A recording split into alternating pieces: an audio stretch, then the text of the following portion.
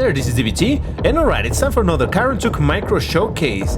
But before we jump into the monster itself, how about we take a second to appreciate and look at this beautiful, beautiful map that was created by the Swampy Lad. Now, I'm not exactly sure if this map is available for download at this moment. I know that Swampy Lad has been working on a very big project that includes this map, but I'm not sure if it's released or not. In case it is, I'll link it down in the description. In case it isn't, well, I'll just keep you updated whenever it's made available so that you can have a look and play with this thing. It's absolutely gorgeous. I just want to take a second to have a look because he was kind enough to also allow us to use this map for the showcases. So yeah, I just wanted to take a second to look at the map. Now, as far as the monster that we're going to be looking at, you know what it is. You've seen the thumbnail, you've seen the title.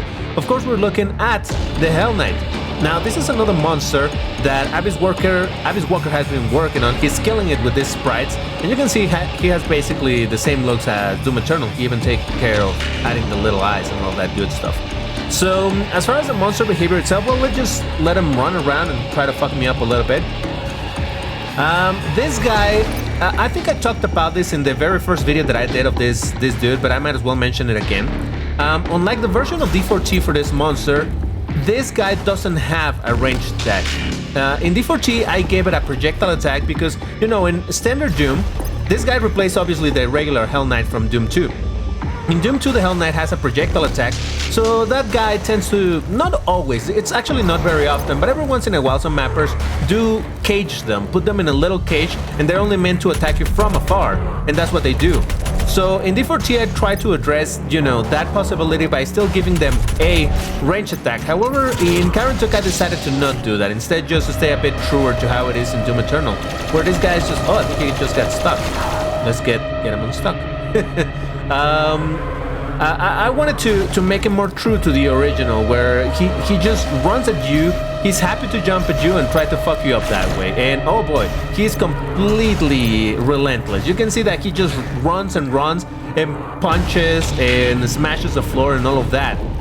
I took quite a bit of time analyzing the behavior in Doom Eternal to figure out which animation is used where, because even though it, you know what, I might go with God mode over here because I'm about to die.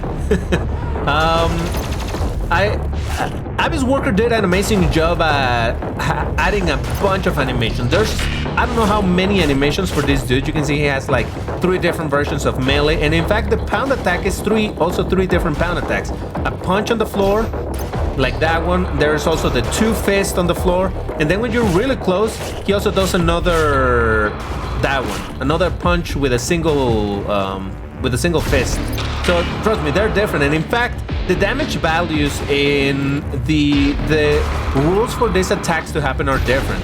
There's a long range pound, which is the one with the two hands. Then there's one for medium distance, which is that one, and there's one that he does at melee range. And like I said, I spent a lot of time in Doom Eternal looking at when he did this, so I think I did a decent job at replicating it. Now, something else that I wanted to mention is the fact that I also, much like with the Prowler, I changed the behavior of the melee, what would you say, thrust forward.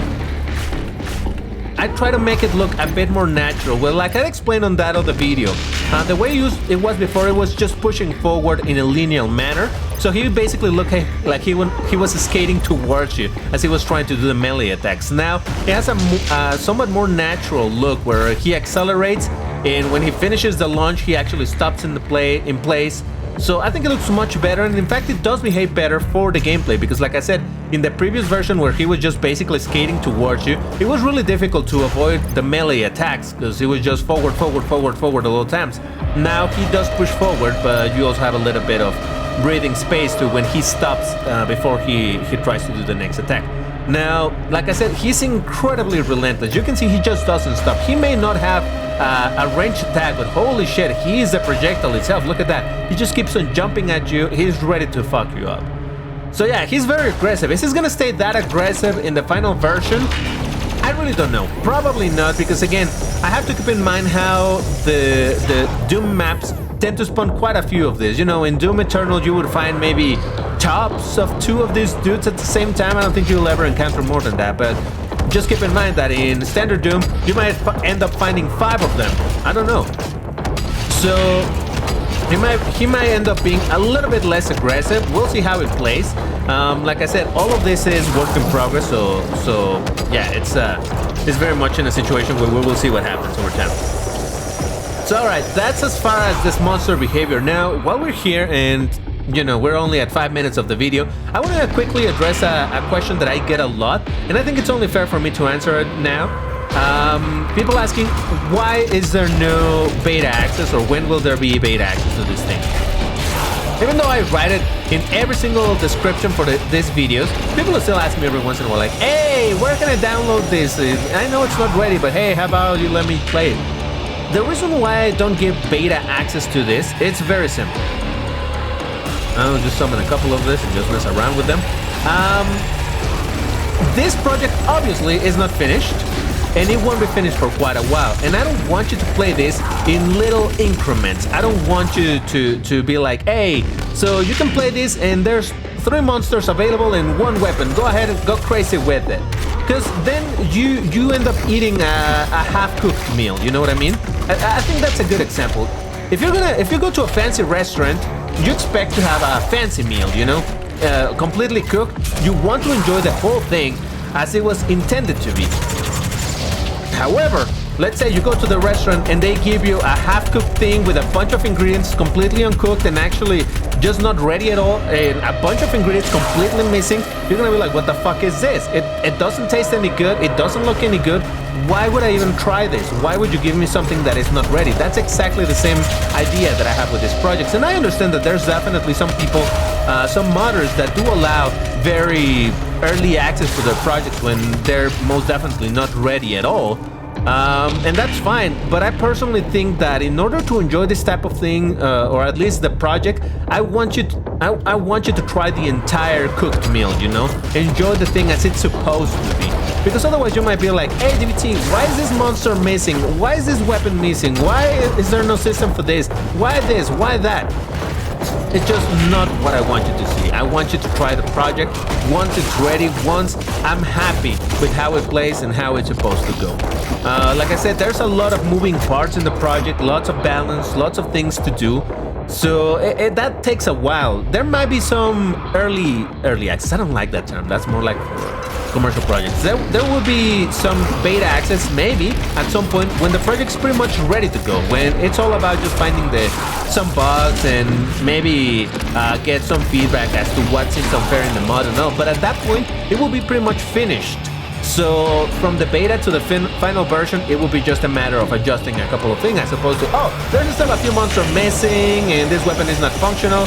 So yeah, that's why there's no access to the thing, and holy crap, they're getting me stuck over here. So yeah, I hope that clears things up a little bit. And I know that some people will be like, no, but I would still like to try it even if it's not complete.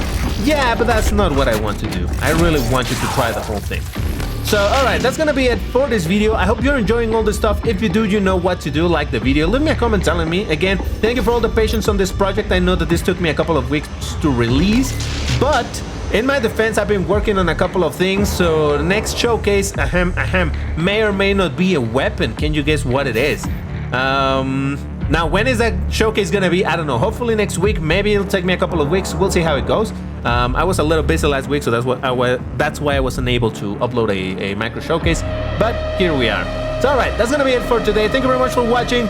I hope you are enjoying all the shit. Like I said, subscribe to the channel, all that good stuff. Check out my secondary YouTube channel, DBT's Vrooms. Links are on the description and on the pinned comment. Jesus, I can speak.